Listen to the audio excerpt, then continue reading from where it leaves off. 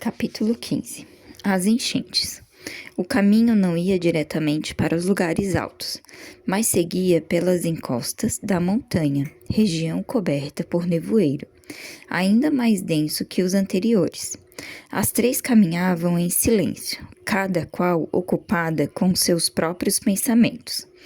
Grande Medrosa pensava na recente promessa do pastor.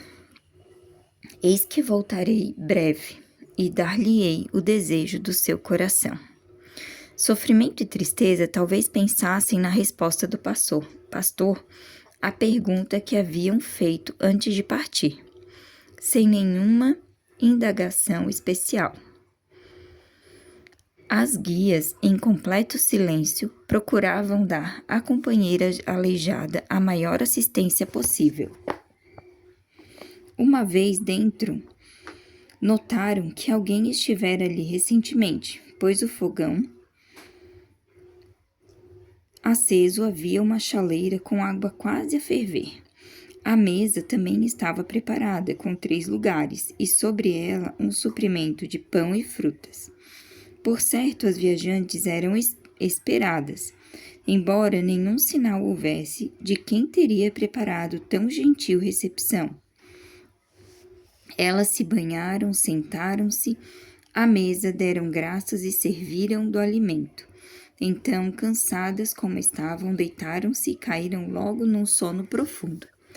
Quando Grande Medrosa de repente despertou, ainda estava escuro e suas companheiras dormiam pacificamente. Teve a impressão de que alguém a chamava e permaneceu em silêncio. Então ouviu: Grande Medrosa!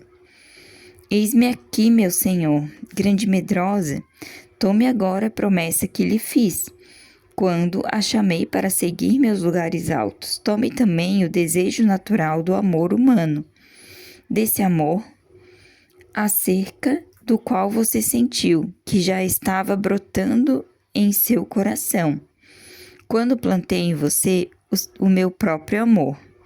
Suba a montanha ao lugar que lhe mostrei e ofereça-os a mim em sacrifício. Houve longo silêncio antes que a voz trêmula de Grande Medrosa respondesse através da escuridão: Meu senhor, estarei entendendo tuas palavras? Sim, venha agora à entrada da cabana e lhe mostrarei por onde deverá ir. Sem acordar as companheiras, ela saiu da cabana. Tudo estava encoberto de nevoeiro e pela escuridão, inclusive as montanhas.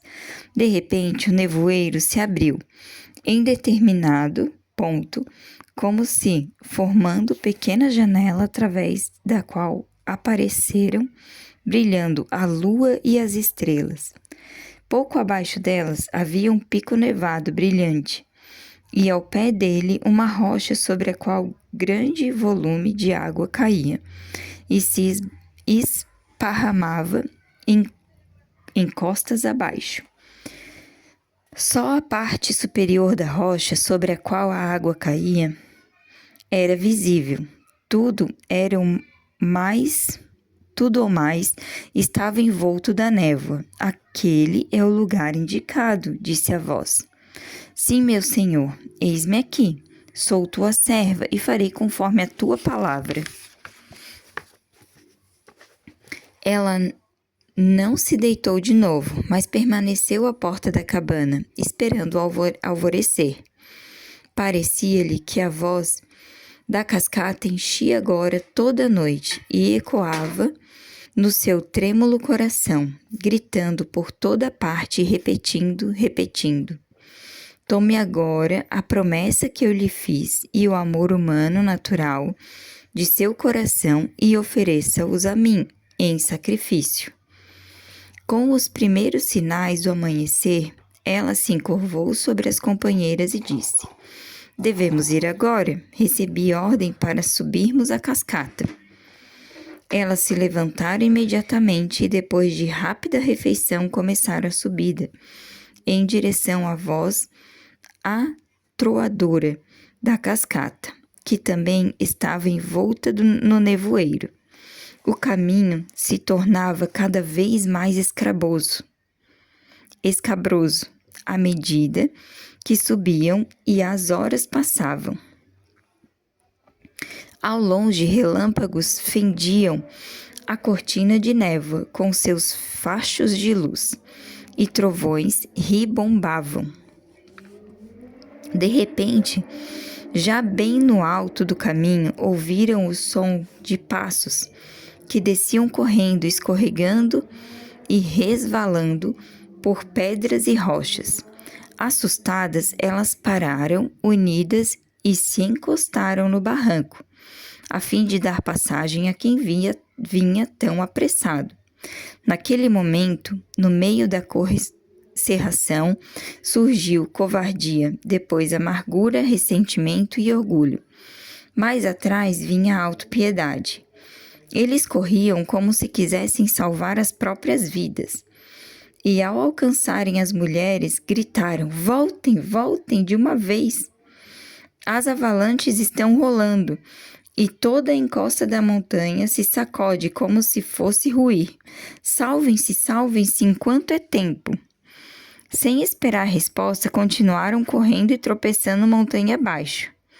"Que faremos?" perguntaram Sofrimento e Tristeza, aparentemente atemorizadas pela primeira vez. "Seria melhor voltarmos à cabana e esperarmos que as avalanches e a tempestade se acalmem?" "Não", respondeu Grande Medrosa com voz baixa e segura, falando pela primeira vez desde a partida da cabana. "Não, não devemos voltar. Recebi ordem para subir até o lugar onde a grande cascata se despeja sobre a determinada rocha. Logo ouviram a voz junto delas. Há um lugar preparado para vocês ao lado do caminho. Esperem ali até que passe a tormenta." No barranco rochoso próximo de onde estavam, viram pequena gruta, tão baixa que tiveram que entrar curvadas. Como o espaço era pequeno, elas se assentaram encolhidas, bem juntinhas, enquanto a tempestade desabava com uma fúria terrível. Os relâmpagos zigue-zagueavam incessantemente, e o ruído dos trovões e das rochas rolando na avalanche ecoava nas montanhas. Os ventos uivantes faziam que tudo na montanha se estremecesse à sua passagem. A chuva, caindo como tromba d'água, descia em massa pelos penhascos, formando entre as rochas verdadeiras correntes que vinham cair à entrada da gruta, em forma de cortina, fechando-lhe inteiramente a entrada, sem que uma só gota atingisse as 3 caminhantes. Elas permaneceram ali durante longo tempo, pois a tempestade, longe de amainar, parecia aumentar em força. Grande Medrosa, em silêncio, levou a mão ao peito e retirou da mochila que sempre trazia consigo. Esvaziando-a no colo, olhou para as pedras recolhidas e todos os altares por ela erigidos durante a jornada, desde que a beira do lago permitira ao pastor plantar o espinho em seu coração. Eram elas memórias de toda a jornada, até o momento de se ver encolhida numa pequena gruta, sobre a qual a montanha inteira parecia pronta a desabar. Nada lhe restara, senão a ordem de oferecer ao pastor a promessa, sobre a qual ela se firmara e cuja força a havia impulsionado desde o início da sua peregrinação. Ela observou a coleção de pedras no seu colo e se perguntou desanimada: "Devo jogá-las fora? Não serão promessas sem valor que ele me fez durante a caminhada?"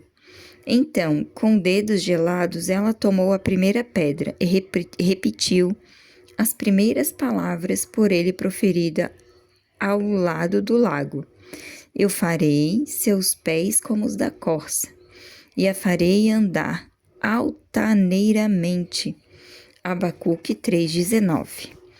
Ela segurou a pedra durante longo tempo, e então disse devagar: Eu não recebi ainda os pés de corça, mas estou em lugares altos como nunca imaginei que fosse possível alcançar.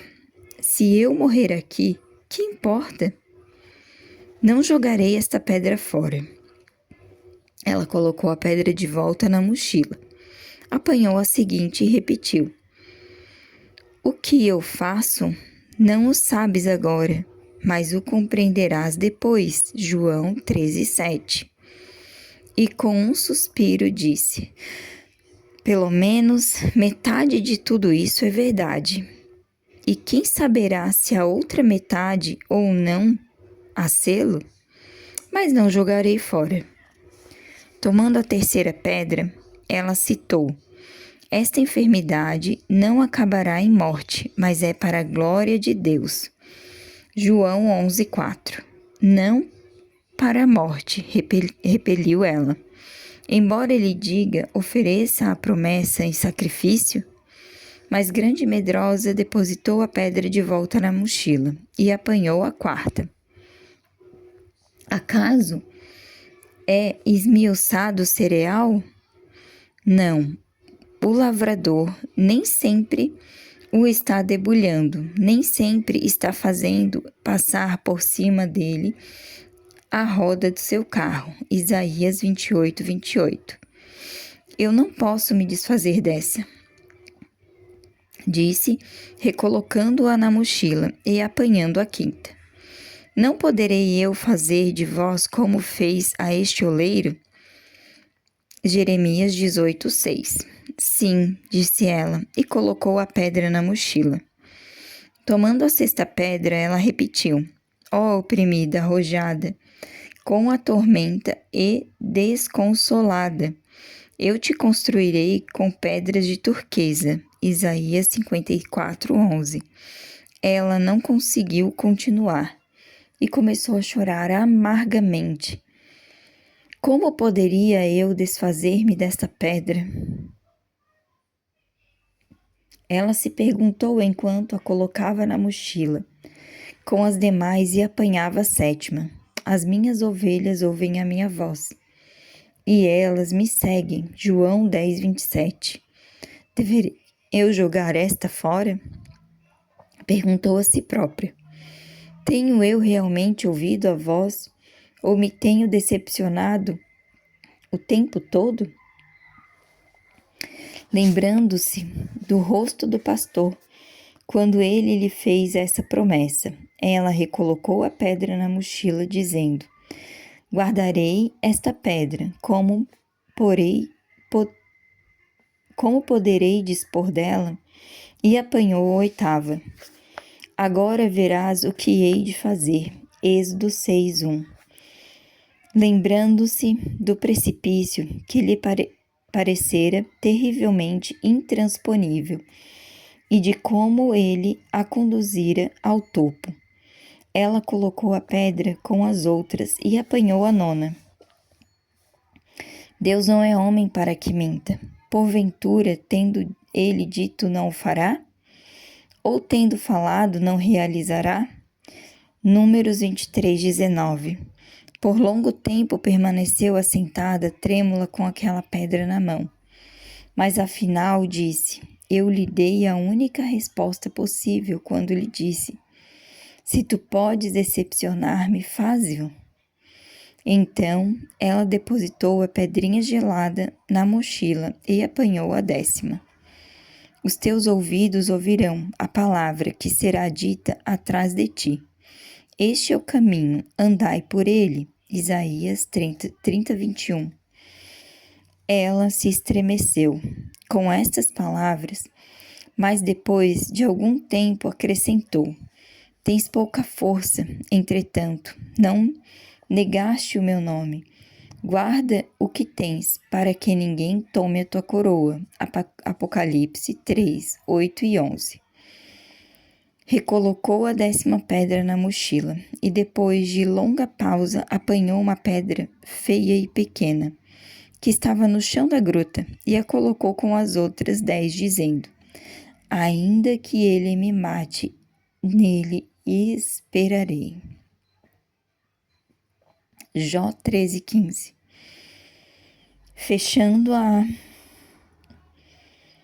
Fechando e amarrando a mochila, ela disse: mesmo que tudo no mundo me diga que elas não têm valor, não me desfarei delas. E colocou a mochila no seu lugar, junto do peito, perto do coração.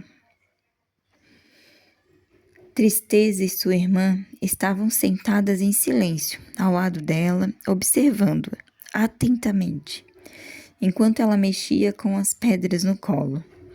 Ambas sorriram de modo estranho, um sorriso como de alívio e gratidão, enquanto diziam juntas: desceu a chuva, transbordaram os rios, sopraram os ventos e bateram contra aquela casa. Contudo, ela não caiu, porque estava edificada sobre a rocha.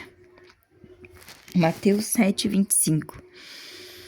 Por esse tempo, o ribombar do trovão e o atoar das avalanches haviam morrido ao longe. A chuva havia cessado e a cascata não jorrava mais suas águas sobre as rochas. Restava somente uma névoa muito leve. Ao olhar para fora da gruta, Grande Medrosa ouviu, vindo das profundezas da névoa, o claro jubiloso trinado de um pássaro. Devia ser irmão daquele que antes havia cantado lá ao pé dos lugares altos. Dê-lhe a vitória, urra! Dê-lhe a vitória, urra! Ao chegarem aos ouvidos de Grande Medrosa as notas puras do trinado, o gelo do coração dela começou a derreter-se. Ela apertou as mãos convulsivamente contra a mochila de pedras, como se ali estivessem tesouros preciosos, que pensava haver perdido, e disse às companheiras: a tempestade passou, agora podemos seguir nosso caminho. Desse lugar em diante, o caminho tornou-se tão difícil e estreito que Grande Medrosa necessitava apoiar-se nas mãos e os joelhos se quisessem prosseguir. Em todo o caminho, ela se alimentava da certeza de que quanto mais andasse, mais perto estaria dos lugares altos, e de que quanto mais forte se sentisse, menos tropeçaria. Isso, porém, era o que ela imaginava. Quanto mais alto subiam, mais consciente Grande Medrosa se tornava de que perdia as forças, e quanto mais fraca se sentia, mais tropeçava. Ela se admirava de que o mesmo não acontecesse com as companheiras, pois quanto mais alto iam, mais fortes e vigorosas elas se mostravam. Era bom esse fortalecimento das guias, pois estas muitas vezes quase tiveram de carregar a jovem, tal o seu estado de fraqueza e exaustão. Por isso, o progresso era pequeno e lento. No segundo dia de jornada, elas chegaram a um planalto, formado por uma pequena depressão, na encosta da montanha. Um riacho que nascia entre as pedras corria através do planalto e descia a montanha. Ao pararem para descansar, a voz disse à Grande Medrosa: beba a água do ribeiro e sinta-se fortalecida. Aproximando-se do riacho, a borbulhar entre as rochas, ela encheu a boca de água, porém, assim que engoliu, sentiu-a tão amarga e ardente que seu estômago a rejeitou. Era impossível retê-la. Ela se ajoelhou ao lado do riacho e disse muito calma e serena: Meu senhor, não é que eu não queira, mas não posso beber deste cálice. Há uma árvore que cresce ao lado deste ribeiro. De Mara, respondeu a voz. Quebre um pedaço do seu galho, mergulhe nas águas e elas se tornarão doces. Grande Medrosa olhou para a margem do riacho e viu um pequeno espinheiro, com um só galho crescendo do tronco e tomando a forma de uma cruz. Estava coberto de espinhos longos e pontiagudos. Sofrimento foi lá, quebrou um pedaço do galho, trouxe-o e deu à Grande Medrosa, que mergulhou na água. Depois disso, ela se debruçou e tomou da água. Dessa vez, ela sentiu que o amargor e o ardor havia desaparecido. Embora a água não fosse doce, poderia facilmente ser ingerida. Sedenta, ela a tomou, sentindo as propriedades restauradoras do precioso líquido, pois a sensação de frescor e fortalecimento era patente. Então, ela apanhou à margem do riacho de Mara a sua 12ª pedra e a guardou na mochila. Depois de terem descansado um pouco, Grande Medrosa, reconfortada, achou que podiam recomeçar a jornada, pois por algum tempo ela se sentia forte, apesar do caminho parecer mais escabroso do que antes. A restauração das suas energias confortou-a grandemente, pois naquele momento um só desejo havia em seu coração: alcançar o lugar indicado e cumprir a ordem recebida antes de suas forças faltarem. No terceiro dia, elas ergueram os olhos e viram o lugar distante, o grande penhasco e a grande queda d'água, continuando o caminho rochoso. Ao meio-dia chegaram, por entre o denso nevoeiro, ao lugar que lhes havia sido indicado.